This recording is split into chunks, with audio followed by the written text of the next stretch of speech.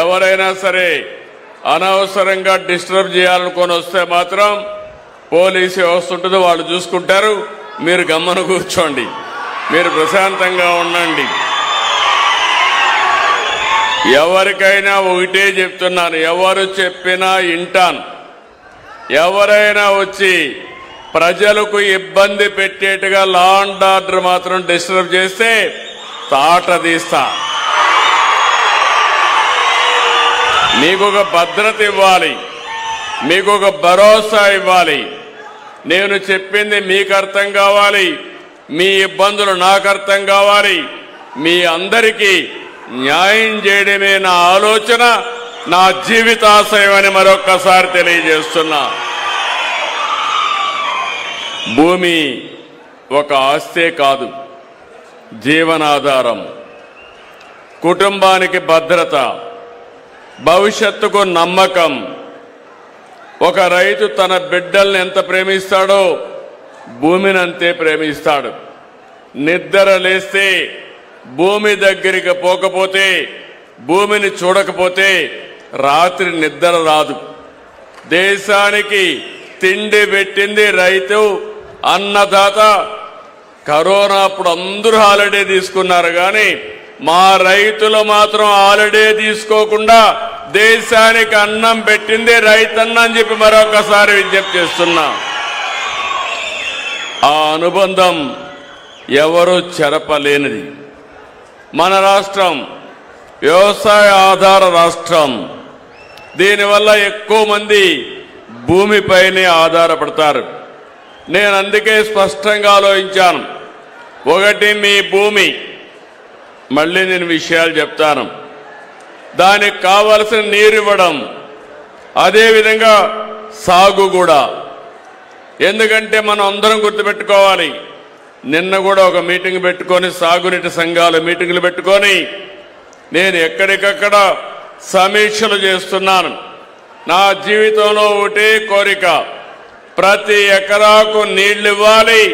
అది కూడా కర్నూలు జిల్లాలో ఉండే పశ్చిమ తాలూకాలకు నీళ్లు ఇచ్చినప్పుడే రాష్ట్రం మొత్తం నీళ్లు ఇచ్చినట్టు అవుతుంది. అందుకని వివాదాలు లేని భూములు, పుష్కలంగా ప్రతి ఒక్క ఎకరాకు నీరు, లాభాలు తెచ్చే సాగు, రైతు అప్పుల పాలయ్యే సాగు కాదు. పంటల విధానం మారుతా ఉంది, టెక్నాలజీ వచ్చింది. దీనికి అనుగుణంగా నేను కూడా ముందుకెళ్తున్నాను. అందుకని మీ అందరి సహకారం అవసరం అని చెప్పి కూడా నేను మీకు తెలియజేస్తున్నా. మీరే చూశారు, ఎన్నికల ముందు ఒక మాట చెప్పాం, మళ్ళీ రాష్ట్రాన్ని పునర్నిర్మాణం చేయాలి. అందుకే కూటమి కట్టాం. నేను, పవన్ కళ్యాణ్ గారు, బీజేపీ నరేంద్ర మోడీ గారు నాయకత్వంలో అందరం కలిసి ఒక కూటమి కట్టాం. ఆ రోజు ఒక మాట చెప్పాను, మీకు అందరికి గుర్తుండాలి. సంక్షేమ కార్యక్రమాలు సూపర్ 6 అని చెప్పాను. ఈరోజు సూపర్ 6 సూపర్ హిట్ చేశామా లేదా ఒక్కసారి గుర్తు చేసుకోండి. 2, అభివృద్ధి పరిగెత్తిస్తానని చెప్పాం. ఈరోజు మీరు ఒక పక్కన సాగునీటి ప్రాజెక్టులు కానీ, అమరావతి కానీ, పోలవరం కానీ, ఇంకో పక్క ఇండస్ట్రీస్ కానీ. ఒకప్పుడు మీరు ఓర్వకల్లో చూస్తే ఎన్నో ఇండస్ట్రీస్ వచ్చాయి. ఓర్వకల్ని సర్వనాశనం చేసి ఇండస్ట్రీస్ రాకపోతే ఈరోజు పరిశ్రమలు వచ్చే పరిస్థితికి వచ్చాయి. అదే మరిగా ఈరోజు అతి ముఖ్యమైన సమస్య మనం మాట్లాడుకుంటున్నాం, భూమి. మీ తాత ముత్తాతలు మీకు ఇచ్చిన ఆస్తి, వారసత్వంగా వచ్చిన ఆస్తి. నేను ఎన్నికల ముందు చెప్పాను, మీ భూమి మీద వేరే వాళ్ళ ఫోటో వేయడం ఏంటి? మీరిచ్చారా? మీ తాత ఇచ్చాడా? మీ ముత్తాత ఇచ్చాడా? ఎవరిది ఆ భూమి? మీ కష్టార్జితం మీ నాన్నిచ్చాడు, మీ తాత ఇచ్చాడు. వారసత్వంగా మీకు వచ్చిన భూమి, ఆ భూమి మీద ఆయన ఫోటో. అంటే ఏమనుకున్నాను, నేను చెప్పాను ఇది మంచి పద్ధతి కాదు.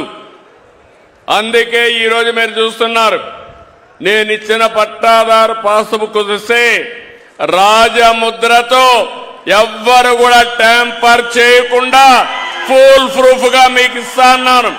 ఇచ్చానా లేదా అని మిమ్మల్ని అడుగుతున్నా. అంటే ఒక దురుద్దేశం ఉంది దీంట్లో, మీరు గుర్తుపెట్టుకోవాలి. మళ్ళీ మర్చిపోతే కష్టాలు మళ్ళా వస్తాయి. ఆ రోజు వాళ్ళు ఆలోచించింది తప్పుడు విధానాల ద్వారా మిమ్మల్ని బానిసలుగా చేయాలని ఆలోచించారు. అంటే ఒక ల్యాండ్ టైటిలింగ్ యాక్ట్ ఒకటి తెచ్చారు. మీ భూములన్నీ ఒక ల్యాండ్ టైటిలింగ్ పరిధిలో తీసుకొచ్చి ఎక్కడన్నా విభేదాలుంటే ఎవ్వరికి అప్పీల్ చేయడానికి హైకోర్టుకే పోవాలి. రెండోది, దాన్ని ఇప్పుడు ఇక్కడ ఎవరు కలెక్టర్ గారు ఉన్నారు, ఎంఆర్ఓలు ఉన్నారు, వీళ్ళు పెత్తనం చేస్తారు. ఆ రోజు అట్టు కాకుండా ఆయన సొంత మనుషులు పెట్టుకున్నాడు పులివెందల్ని తెచ్చి. అంటే మీ జుట్టు ఆయన చేతుల్లో పెట్టుకున్నాడు. మీరు ఎప్పుడన్నా కానీ ఓటేయకపోతే జుట్టు బట్టి లాగడానికి, జుట్టు పీకడానికి ఆ రోజు ప్రయత్నం చేశాడు. అవునా కాదా అని అడుగుతున్నా. నేను ఆ రోజు చెప్పాను ఇది అన్యాయం అని చెప్పాను. మూడోది, మీ పొలం గట్లు దగ్గర సర్వే నెంబర్ రాళ్లేస్తే గెలాక్సీ గ్రెనేడ్ తీసుకొచ్చి ఆయన బొమ్మ వేసుకుని ఇంట్లో పట్టాదారు పాస్ పుస్తకం ఆయన ఫోటో చూడాలి, పిల్లలు స్కూలుకు పోతే ఆయన ఫోటో చూడాలి, భూమి దగ్గరికి పోతే ఆయన ఫోటో చూడాలి. ఇది శాడిజం కాకపోతే ఏంటి తమ్ముళ్ళు అని మిమ్మల్ని అడుగుతున్నా. అవునా కాదా అని మిమ్మల్ని అడుగుతున్నా. 700 కోట్ల రూపాయలు సర్వే రాళ్లకు తగలేసిన పెద్ద మనిషి మొత్తం వ్యవస్థను భ్రష్టు పట్టించారు. మీరొక్క విషయం గుర్తుపెట్టుకోవాలి, ఎంత దుర్మార్గుడు అంటే అంత దుర్మార్గుడు. నేను ఒక ఉదాహరణ చెప్తున్నా. నిన్నే ఒక అతను వస్తే నేనే షాక్ అయ్యా. చాలా జరిగాయి. ఇటీవల నేను ముఖ్యమంత్రి అయిన తర్వాత సమస్యలు వస్తున్నాయంటే, అర్జీలు వస్తున్నాయంటే 100% భూ సమస్యలు. ఈ దుర్మార్గులు ఏం చేశారంటే, మీ భూమి మీద ఉంటే ఆ ఊరిలో ఒక చోటా నాయకుడు ఉంటాడు. ఆ చోటా నాయకుడు కూడా ఒక రౌడీ. వాళ్ళే మీ భూమి అడుగుతారు, మీరు ఇవ్వనంటే రికార్డులో 22A కింద పెడతారు. మీ భూమి 22A కింద రికార్డులో పెడితే ప్రభుత్వ భూమి అయిపోతుంది. అంటే మీరు ఒప్పుకుంటే తక్కువ ధరకిస్తే మీరు లావాదేవీలు అవుతాయి, ఒప్పుకోకపోతే ప్రభుత్వ భూమి అయిపోతుంది. ఇట్లా కొన్ని లక్షల ఎకరాలు ప్రైవేటు భూముల్ని ప్రభుత్వ భూములుగా పెట్టేశారు. ఒక ఉదాహరణ చెప్తున్నా, ఇవన్నీ చాలా వచ్చాయి మాకు. నిన్నే ఒక అతను వస్తే షాక్ అయ్యా. దీనికి సమాధానం చెప్పమని వైఎస్ఆర్ కాంగ్రెస్ నాయకుల్ని, ఆనాటి ముఖ్యమంత్రిని కోరుతున్నాం. ఈరోజు మీరు చూస్తే ఒక అతను వచ్చి తాడేపల్లి ప్యాలెస్ కట్టుకున్నాడు. ఆయన తప్పేం లేదు, ఇల్లు కట్టుకున్నాడు, బాగానే ఉంది. ఆయన ఇల్లు కట్టుకుంటే ఆయనకు ఒక హెలిప్యాడ్ కావాల్సి వచ్చింది. హెలిప్యాడ్ కావాల్సి ఏం చేయాలి? భూమైనా కొనుక్కోవాలి, లేకుంటే వేరే వాళ్ళ దగ్గర తీసుకోవాలి. వాళ్ళు ఒప్పుకుంటే నువ్వు హెలిప్యాడ్ వేసుకోవాలి. ఆ పక్కన ఒక 10 ఎకరాలు ఉంటే ఆ 10 ఎకరాలు భూమి అడిగాడు. ఆ 10 ఎకరాలు ఇస్తే మేము ఇవ్వమన్నారు వాళ్ళు. ఇస్తే మళ్ళా ఏమవుతుందని 75 సంవత్సరాల డాక్యుమెంట్స్ ఉన్నాయి. వాళ్ళ ఆధీనంలో భూమి ఉంది. భూమి కాంపౌండ్ వాళ్ళు కట్టుకున్నారు. ఒక ఫైన్ మార్నింగ్, ఒక ఉదయంలో అక్కడ బలవంతంగా హెలిప్యాడ్ వచ్చింది. హెలిప్యాడ్ వేసిన తర్వాత రికార్డులు చూసుకున్నాడు. రికార్డులు చూసుకుంటే ఆయన పేరు లేదు, దాని మీద 22A పెట్టారు. అది ప్రభుత్వ భూమి అయిపోయింది. అది ప్రభుత్వ భూమి చేసి ఈయన అనుభవించుకోవడం మొదలుపెట్టాడు. అంటే ఏం తమ్ముళ్ళు విచిత్రం చూశారా? ఇదే డాక్యుమెంట్. నిన్నొచ్చి ఆయన అంటున్నాడు, సార్ మేము కొనుక్కున్నాం, కొనుగోళ్లు చేశాం, 1956 నుంచి క్రానలాజికల్ గా రికార్డులు ఉన్నాయి. మీరు చూడండి అంటే నేను చూస్తే నేను మీ అందరికీ చెప్పింది లింక్ డాక్యుమెంట్స్ 2-3 ఉంటే అందరికీ పట్టాలు ఇమ్మన్నాను. అవునా కాదా అని మిమ్మల్ని అడుగుతున్నా. అలాంటిది 56 నుంచి అనేక డాక్యుమెంట్లుంటే ఇది ఆయన తీసుకున్న ల్యాండ్. ఈ పక్క ఒకటి ఉంది హెలిప్యాడ్, ఆ పక్క పైన ఉండేది, కింద నుండేది ఆయన ప్యాలెస్.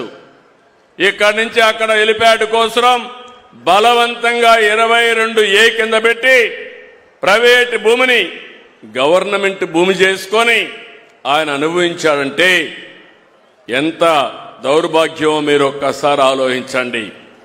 ఇది ఒక విషయం కాదు, ఇలాంటి కొన్ని లక్షల లావాదేవీలు జరిగాయి. రాజకీయ విభేదాలుంటే చేశారు, వ్యక్తిగత స్వార్థాల కోసం చేశారు, మొత్తం రికార్డులన్నీ అస్తవ్యస్తం చేశారు. నిన్న మొన్న మాట్లాడుతున్నాడు ఆనాటి ముఖ్యమంత్రి, నేనేదో బ్రహ్మాండంగా చేశా అని చెప్పి. నువ్వు బ్రహ్మాండంగా చేస్తే ఈరోజు రాష్ట్రంలో ఇన్ని సమస్యలు ఎట్లొచ్చాయని నేను అడుగుతున్నా. నేను కూడా తలబట్టుకొని కూర్చున్నాను. పార్టీ ఆఫీసు పోతే 100 మంది వచ్చేసేవారు. వచ్చిన వాళ్ళలో 100% ఒకటే సమస్య, భూ సమస్య. నా జీవితంలో ఇది ఫస్ట్ టైం ముఖ్యమంత్రి కాదు, 4వ ముఖ్యమంత్రి. నా జీవితంలో ఎప్పుడో చూడనన్ని భూ సమస్యలు చూసే పరిస్థితికి వచ్చాను. అయితే కొన్ని రోజులు ప్రయత్నం చేశాను, మా డిపార్ట్మెంట్ కూడా చెప్పాను, వాళ్ళు కూడా ప్రయత్నం చేశారు. అన్నీ చూసిన తర్వాత నాకు అనిపించింది ఎట్టి పరిస్థితిలో మళ్ళీ జీవితంలో ఎవడు కూడా మీ భూమి మీద కన్నీయకుండా పూర్తిగా సర్వ హక్కులు ఇచ్చి ఎక్కడికక్కడ సెక్యూరిటీ ఫీచర్లు పెట్టి ఇవ్వాలని నిర్ణయం చేసుకున్నాను.